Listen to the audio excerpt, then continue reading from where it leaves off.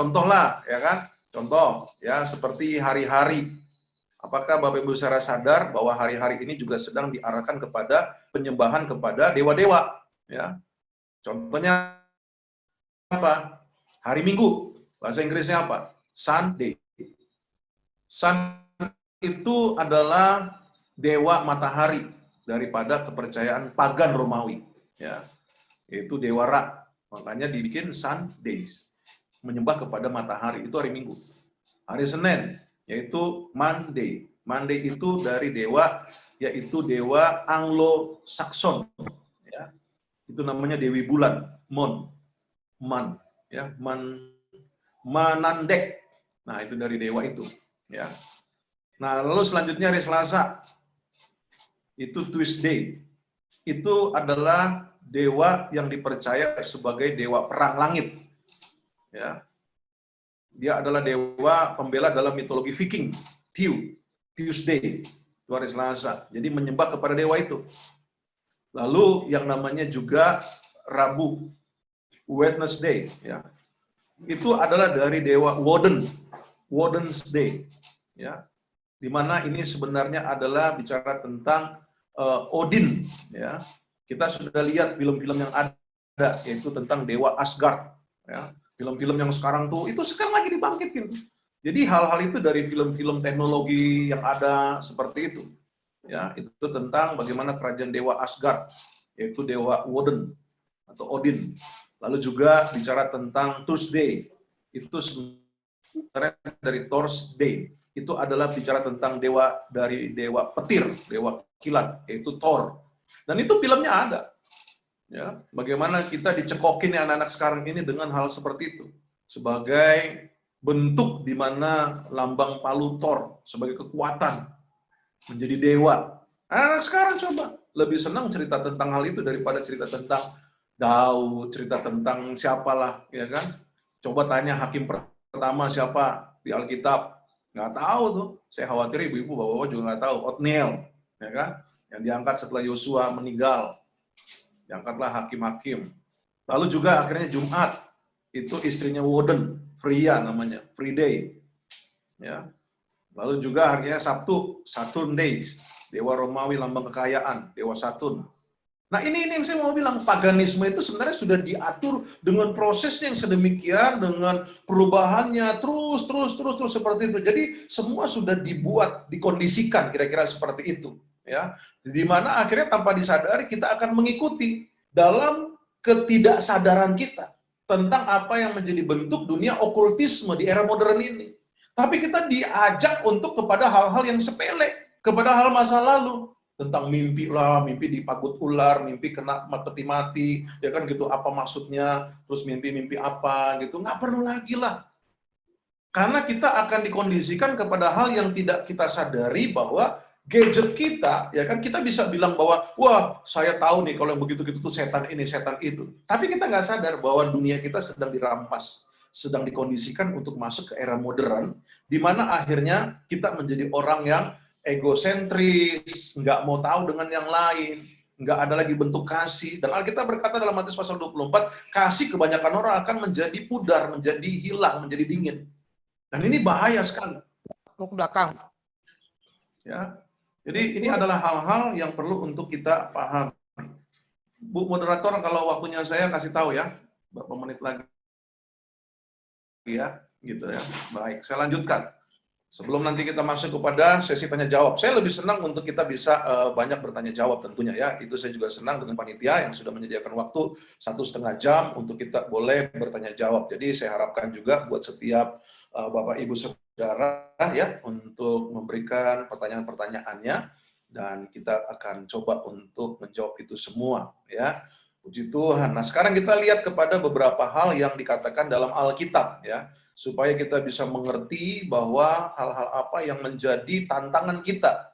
Nah, karena ini bicara tentang hal di mana akhirnya okultisme ini akan membentuk doktrin dalam kehidupan seseorang gitu loh. Dan ini bahaya ya. Kalau artinya kita kehilangan sosok, yaitu sosok Mesias, sosok juru selamat. Kan mereka akhirnya akan diganti yang namanya agama yang katanya agama Google katanya terakhir, ya kan gitu. Gitu. Jadi ini adalah hal yang perlu untuk kita pahami. Oke. Jadi kita lihat sebentar ya, sebelum kita akan masuk kepada sesi tanya jawab nantinya. Dalam Roma 1 ayat 22 sampai 32 dikatakan demikian ya. Mereka berbuat seolah-olah mereka penuh hikmat, tetapi mereka telah menjadi bodoh. Tuh, bodoh, kebodohan. Dan ini tujuan daripada okultisme di era modern ini, dibuat bodoh kita. Sampai nggak ngerti tujuannya apa. Mereka menggantikan kemuliaan Allah yang tidak fana dengan gambaran yang mirip dengan manusia yang fana. Burung-burung, binatang-binatang yang berkaki 4, binatang-binatang yang menjalar, ya itu yang mereka sembah pada masa itu ya. Karena itu Allah menyerahkan mereka kepada keinginan hati mereka akan kecemaran, sehingga mereka saling mencemarkan tubuh mereka. Sebab mereka menggantikan kebenaran Allah dengan dusta dan memuja dan menyembah makhluk yang melupakan penciptanya, yang harus dipuji selama-lamanya. Amin. Karena itu Allah menyerahkan mereka kepada hawa nafsu yang memalukan. Sebab istri-istri mereka menggantikan persetubuhan yang wajar dengan yang tidak wajar, demikian juga suami-suami meninggalkan persetubuhan yang wajar dengan istri mereka dan menyala-nyala dalam birahi mereka seorang terhadap yang lain, sehingga mereka melakukan kemesuman. Laki-laki dengan laki-laki, homoseks, jadi kita nggak usah heran. Ya. Dan mereka itu menerima doktrin, ya kan dikatakan, menerima dalam diri mereka balasan yang setimpal untuk kesesatan mereka. Dan karena mereka tidak merasa perlu untuk mengakui Allah, maka Allah menyerahkan mereka ke dalam pikiran-pikiran yang terkutuk, ateis. Mereka udah nggak percaya Allah. Sehingga mereka melakukan apa yang tidak pantas, penuh dengan rupa-rupa kelaliman, kejahatan, keserakan, dan kebusukan, penuh dengan dengki, pembunuhan, perselisihan, tipu muslihat, dan kefasikan. Mereka adalah pengumpat, pemfitnah, pembenci Allah, kurang ajar, congkak, sombong, pandai dalam kejahatan, tidak taat kepada orang tua, tidak berakal, tidak setia, tidak penyayang, tidak mengenal belas kasihan. Sebab walaupun mereka mengetahui tuntutan-tuntutan hukum Allah, yaitu bahwa setiap orang yang melakukan hal demikian patut dihukum mati, mereka bukan saja melakukannya sendiri, tetapi mereka juga setuju dengan mereka yang melakukannya. Ini yang terjadi di akhir zaman. Makanya kalau kembali kepada apa yang menjadi tema webinar kita dalam kesempatan ini, apa sih yang menjadi bentuk okultisme di akhir zaman ini atau di era modern ini? Yaitu ujung-ujungnya manusia dibentuk menjadi apa? Menjadi pemahamannya menjadi paganisme itu sendiri. Yang saya katakan tadi, bahwa dunia ini adalah tempat yang indah, tempat yang baik untuk dinikmati oleh semua orang. Ya, itu dia, makanya orang akhirnya mencoba untuk menghabiskan dunia. Kalau pengajaran ataupun pemahaman New Age Movement itu bahwa dunia nggak bisa berubah lagi, nggak bisa besar lagi. Yang ada akhirnya apa? Populasi manusia harus dikurangin. Nah, bagaimana caranya? Banyak aborsi lah, pembunuhan massal dan sebagainya. Itu yang menjadi pemahaman daripada New Age Movement, ya, bahwa dunia ini satu. Pada akhirnya orang harus dikurangi populasinya. Nah, itu dia. Maka keadaan-keadaan ini ada juga yang mengatakan bahwa pandemi COVID-19 ini sebagai serangan senjata massal dan sebagainya. Oke lah. Ya, kita tetap melihat bahwa dunia ini sedang ditujukan untuk memiliki pemahaman paganisme. Ya, yaitu apa? Salah satunya yang saya katakan tadi, orang akhirnya menjadi orang yang hedonisme, yang pengennya kaya dan semuanya. Dan mereka dianggap sebagai bagian daripada dunia ini. Jadi harus apa? Harus memiliki yaitu kemampuan secara penuh tanpa adanya sang juru selamat. Ya, jadilah dewi, jadilah dewa. Itu kira-kira yang ditujukan. Ya, makanya mereka tidak memiliki guru lagi. Sosok guru nggak ada. Siapa yang menjadi teladan gurunya? Yaitu Google. Ya, itu gurunya. Tapi secara pribadinya, mereka nggak bisa mempelajari pribadinya. Hanya pengetahuannya saja.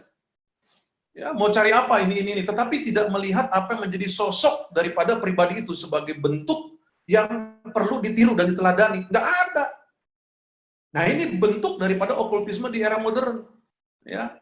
Oleh karena itu, mari kita mulai melihat bahwa apa yang menjadi pernyataan Rasul Paulus ini jelas. Ya.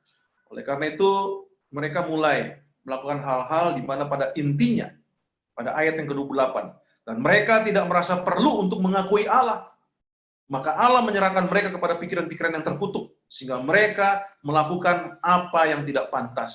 Ya, inilah yang menjadi sedikit tentang hal yang boleh saya jelaskan berkaitan dengan apa yang menjadi okultisme di era modern ya. Jadi sekali lagi Bapak Ibu Saudara, saya tidak membahas tentang setan-setan dalam bentuk dan rupa-rupa yang dikatakan di masa-masa lalu ya, tetapi ini bicara tentang hal yang terjadi di masa sekarang yang mana dalam hal ini terus berproses sampai pada nanti masanya anak-anak kita, cucu kita, ya, bagaimana mereka menghadapi segala sesuatunya yang tidak mudah. Karena mereka tidak pernah lagi mendengarkan cerita tentang masa lalu seperti yang saya katakan tadi kita. Kita masih memiliki memori tentang apa yang namanya kuntilanak, gandaro, dan sebagainya. Tapi mereka tidak lagi memiliki informasi itu. Mereka tidak akan melakukan hal-hal apa yang menjadi ketakutan mereka kepada hal demikian, tetapi justru mereka terjebak kepada warna dan bentuk okultisme di era modern ini, yaitu sebagaimana yang saya katakan tadi, gadget, handphone kita ini. Semua ada di dalamnya, yaitu bicara tentang okultisme, pengetahuan tentang hal yang tersembunyi. Semua anak-anak sekarang tanpa batasan usia bisa melihat hal-hal apa, berkaitan dengan pornografi, bisa melihat dengan hal-hal apa, bicara tentang apa itu namanya, main apa itu, ya, main apa, forex atau apa itu ya, saham itu, ya kan? Anak-anak kecil sekarang berani mereka dengan modal yang cuma berapa puluh ribu, 50.000, 100.000. Bayangkan, dipaksa pikiran mereka untuk kepada apa yang menjadi hedonisme itu, uang. Bagaimana caranya menciptakan uang dan mencari uang? Aduh, main saham. Bayangin. Dengan apa yang menjadi keuntungan-keuntungan yang ada, dan akhirnya ya seperti itu. Mereka tidak lagi berpikir tentang Tuhan. Ini yang saya bilang, di dunia sekarang ini kita masih enak, tetapi dalam kesempatan anak-anak kita ataupun juga masa depan cucu kita, itu sesuatu hal yang tidak mudah buat mereka. Itu sebabnya saya sarankan dalam kesempatan ini, ayo tanamkan rasa takut akan Tuhan dalam kesempatan di mana kita masih bisa hidup, memberikan nasihat, bimbingan, arahan kepada anak kita. Batasi jam di mana kita membiarkan anak kita menggunakan gadgetnya, handphonenya, ya. Nanti kita akan masuk kepada pertanyaan-pertanyaan yang tentunya saya akan coba untuk menjawabnya, ya, sebatas kemampuan saya. Puji Tuhan, saya sudah diinformasikan oleh moderator, ya. Kira-kira waktu saya sudah selesai, ya, Bu, ya. Baik. Oke. Ya, saya serahkan selanjutnya kepada moderator.